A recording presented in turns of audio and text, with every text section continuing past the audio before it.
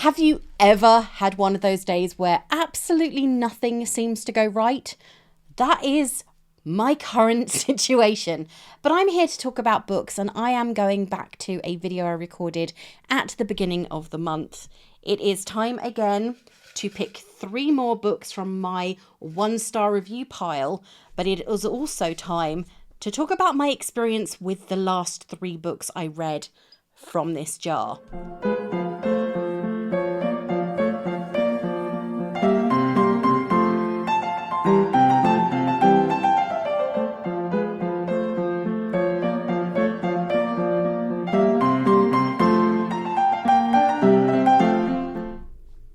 Hey everyone, it's Ray and welcome to my little bookish corner of the world where I talk about everything book and book related and how I feel about the books I have just read. Today I am going to be talking about the 3 books I read from last month's jar pick, and also talk about the next 3 books I am going to be adding to my tally. So, as a reminder, the last 3 books I picked were Babel by R.F. Kuang, The Southern Book Club's Guide to Slaying Vampires by Grady Hendrix, and this gorgeous edition of Every Exquisite Thing by Laura Stephen. They all came with a 1-star stigma, though obviously their overall star rating on Goodreads isn't that negative. But did I think the reviews were fair? Did I agree with anything in the very, very short line that I read? Or did I agree with them? Okay, so I'm going to start with the first book I read on this pile, and I picked it up first because it is quite a chunky one, and that is this beautiful locked library edition of Babel. And the review that came with it was: take an interesting magic system and fail to address the obvious contradictions even a child could foresee. Did I agree with it? No, not exactly. However, I did only give this book 2 stars when I read it myself. I had been really anticipating this. I absolutely adored. I thought Yellowface. I thought it was very well written. I enjoyed the roundness of the characters. And no, I am not in that situation. As you can see, I am not of Asian descent in any way or form.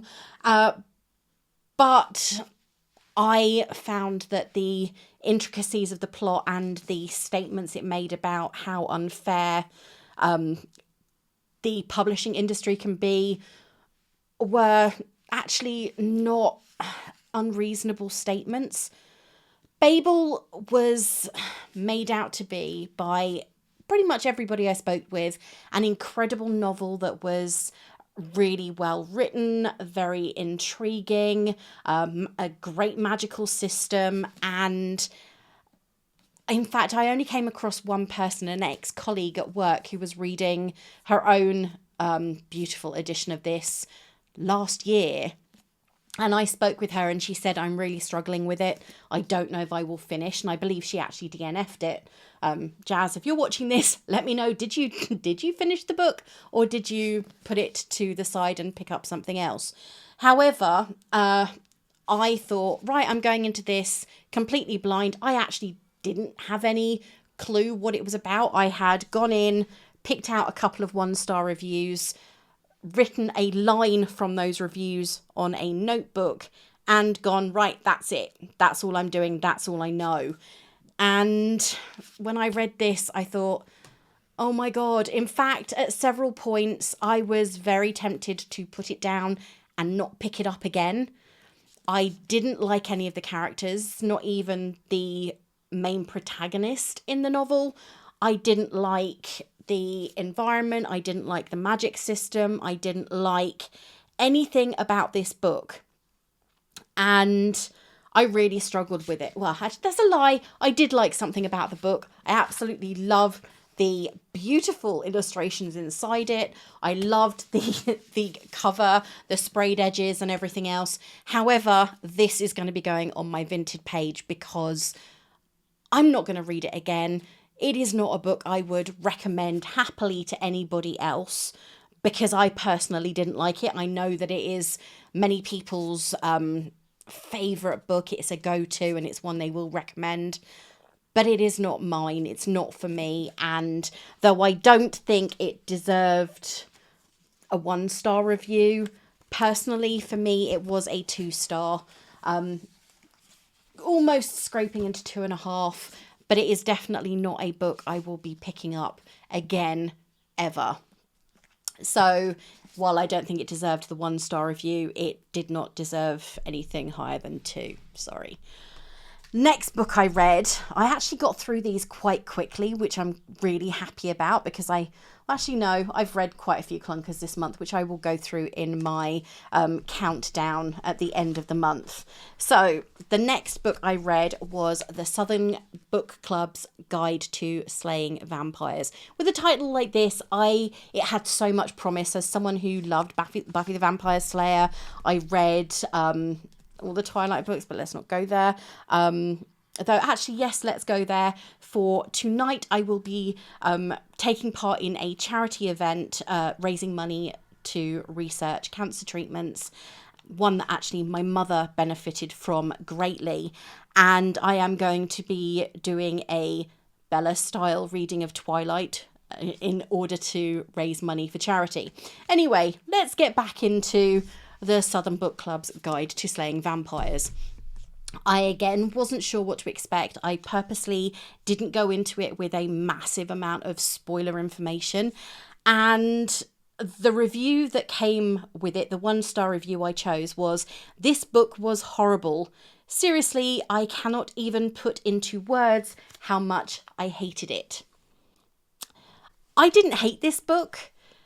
However, I didn't like it much either. As I said, this month has been a bad month for books. I've heard a lot of good things about Grady Hendrix, and I've heard a lot of mixed things about Grady Hendrix. I know that he wrote My Best Friend's Exorcism, and he wrote a book all about the workplace, which looks intriguing, and I'm sure that is one I will pick up. This has not put me off Grady Hendrix writing, but I didn't really enjoy this book. As I said, it's personal opinion. There is something about the characters in this book. I loved the way he created these housewives in an almost utopian suburban housing estate, as it were. They lived in a very elite, privileged world, and they almost turned their nose up at the impoverished side of things, the impoverished side of town, where a lot of bad things were happening, until they started to affect them. And what they did was great, these women who clubbed together, but it also showed the shallow side of society, which I think is something we should all be aware of. There are certain elements of society that will basically go, "Oh, not my problem. So they're NIMBYs, not in my backyard. I don't want to know. If it doesn't affect me, I don't care." However, that's not how anybody should be. And I think that's part of what the message in this book is. But I didn't like the characters. The main character was okay. She was very, very strong. And I loved the fact that she kind of Patricia found herself at the end of the book. But I struggled to get there. And though I actually read this really quickly. I think I read it in an afternoon. In fact, I did read it in an afternoon. I don't work Friday afternoons. Yay, lucky me. I don't work Friday afternoons, so I pick up a book and I tend to read the whole thing on a Friday. And this was one of my Friday afternoon reads, and it was very quick going. Got into it very quickly, finished it very quickly, but it felt like there wasn't that much substance to the story, because the Southern Book Club's Guide to Slaying Vampires, all of that stuff is very, very quickly shoved in at the end of the book. So I did feel as though there was a missed opportunity or two in this one. It was kind of fun, but it wasn't one that I will be going, oh, right, this is my favourite book by this author. Though I haven't read anything else by Grady Hendrix yet, I will be picking up something else because I'm interested to see how he handles other things. The final book I read, I actually only finished a couple of days ago, and though it's one of the thinnest books on the list, every exquisite thing, it was probably the one that took me the longest to read, and that's saying something in comparison with Babel. Now, the review on this one was, this book 100% reads like a teenager's first stab at Wattpad fan fiction. Yeah. When a book starts with, I'm going to read the first, actually no, I'm not. I'm going to read a couple of lines from the first page. Stuffing my feet into sheepskin boots, I tossed a trench coat over my pyjamas and hurtled out of the flat. This is supposedly a gender-swapped portrait of Dorian Gray. Supposedly. It's based in a private school, well, not a private school, a college in the UK. And it's a drama college, so all of these girls are desperate to become famous actresses. The main character, her mother is a world-famous, world-renowned beauty who also went to the same school, and while there had a portrait taken. Now, this girl's mother never told her about her father, so that is a mystery that goes through the book. And there's also mention of eating disorders, body dysmorphia, and other things, and if they trigger you, don't read it. However, this book, how can I say this nicely? I hated it. Sorry.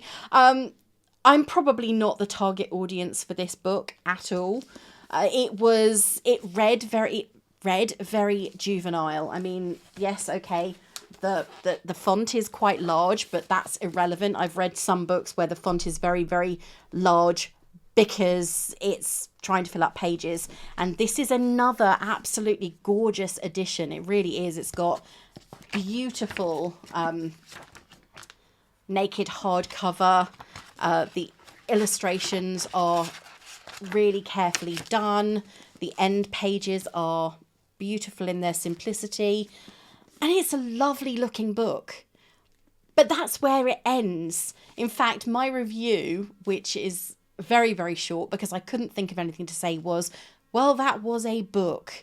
This seriously scraped a 2-star, was probably closer to a 1.5 star if I'm being completely honest. Again, I don't think it was meant to be for me. I was not the target audience, but it did come in a locked library box, and I always think of locked library as being for slightly older readers. And the characters are incredibly shallow. There's nothing about any of them that I sat there and thought, I really like that character. I like the way their story unfolded. None of them make you feel anything positive. And I was desperately hoping that I would like at least one of the books that I picked, and I wouldn't be sitting there going, well, actually, this review is kind of fair. Again, I try to avoid rating books 1 star. I very rarely do that. But this book almost got there. And I am very disappointed. So those were my 3 1-star reviews for May. And I'm now going to, though we're only on the last day of May, I am now going to pick my 3 for June. And I'm kind of nervous after the ones I've just finished. I would be very, very interested to hear, though, if any of you enjoyed any of those books and saw anything in them that I didn't, because again, this is it's personal view. I think reading and reviewing books is a very personal thing. So I try and be on the unbiased side of it as much as I can. But there are certain times where you just sit there and you go, you know what, I can't say anything that's not honest, and I have to be completely truthful when it comes to my view of this book. And I have to say that all three of those books for last month, though they weren't quite as bad as the reviews made them out to be, apart from maybe every Exquisite thing, I didn't go into them thinking I'm going to hate this book, because I have to be honest, there are some authors on this list, on my list of 56 books, which I absolutely love. And all I've done is I figured this was an interesting way to pick some different books for May and going forward. It's not the usual, I'm going to create a massive, great big TBR. This is incredibly random. I don't know which book's going to be picked out of here. I haven't marked any of these in any way. And all I know is they've got a number on them and a line from a 1-star review. And I've got a spreadsheet that contains the title and the author of all of those books. So it's going to be interesting to see. So let's pick book number 1 for June. I'm kind of nervous now. Should I be nervous? Okay, so it's a pretty green-edged one. Right. 51. Oh God. This is the first 1-star I have ever given a book. Very disappointing. The characters were flat, no growth or depth since the beginning of the first book. That's interesting. So that means that it's a sequel, maybe? I have put a few sequels in here where I've read the first book and I'm reading the second. So that's book number 51. And I'm kind of nervous now because that doesn't sound like a very positive view. Okay, book number 51. God's Grave by J. Kristoff, because I read Nevernight earlier this year. So God's Grave by J. Kristoff, which is, oh God, you're going to see my backside. I apologise so much. God's Grave. There we go. There we go. God's Grave, the first one. So this is the sequel to Nevernight, and this is the second book in the series. I do have all three of them. I actually really enjoyed Nevernight, but I have discovered that I quite like J. Kristoff's writing. So hopefully that review will not come to fruition for me. So that's book 1, God's Grave. Right. Book 2. So that's not a bad pick. But then I said that about Babel because I liked Yellowface, and I've got the Poppy Wars, and I've also already pre-ordered Catabasis. But yeah, okay, so this is a blue one. I think that means it's one of the first. Oh no, book 33. Drier than a cat's tongue and boring as... Okay, book number 33. 33. The Familiar by Leigh Bardugo. Okay, well, this one I've got a special edition of. I think it's that one. Yes. So I have the Waterstones signed special edition of this one. And this is also on my 24 for 24. So that gets another of those off my list as well. Hopefully this is just somebody who read the preview and didn't read the final copy. And the final book. Nice big shake, just in case it's going to make a difference. It won't. Okay, so it's another purple one. Oh, 19. A book that felt more and more like a punishment to read as it progressed. Oh, God. Okay. Oh, this is going to be an interesting one. This is Tomorrow and Tomorrow and Tomorrow by Gabrielle Zevin. And I have to be completely honest here. I have actually started this book twice and put it back on the shelf again. So it's going to be interesting to see if this is third time a charm, or if I'm actually going to be able to make my way through it. In fact, you can see I have actually started it. I'm on page 17 and didn't get any further. So it's going to be very interesting to see if I can get any further because it's part of this challenge, or if it's going to be a book that I struggle to read and end up putting back on the shelf. So,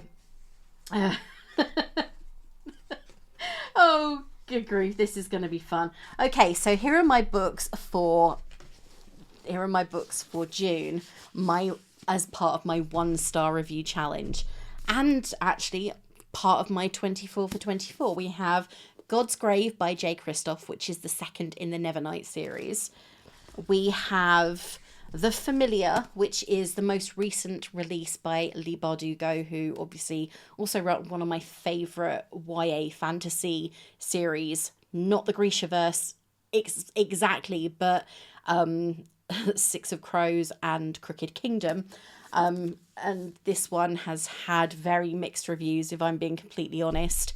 And then we have Tomorrow and Tomorrow and Tomorrow by Gabrielle Zevin, which I have tried to read. This will be the third time I have picked this book up. I know that a lot of people absolutely love it, but then there are a lot of people who've also said that it really wasn't for them. And having already struggled to try and read it twice, it's going to be interesting to see if I manage to actually get into it this third time. So that's my 3 books for June. I'm a bit anxious about one of them at least. One of them I'm kind of confident I'm going to enjoy because I steamed through Nevernight like it was the easiest book on the planet to read. Very, very detailed, very well written, a lot of footnotes on pretty much every other page. But at the same time, I enjoy his way of writing, and I have got Empire of the Damned to read at some point this year as well. And then, of course, we do have a book from my 24 of 24, which I will be updating at some point because I've made really good, surprisingly, really good progress with that over the last couple of months.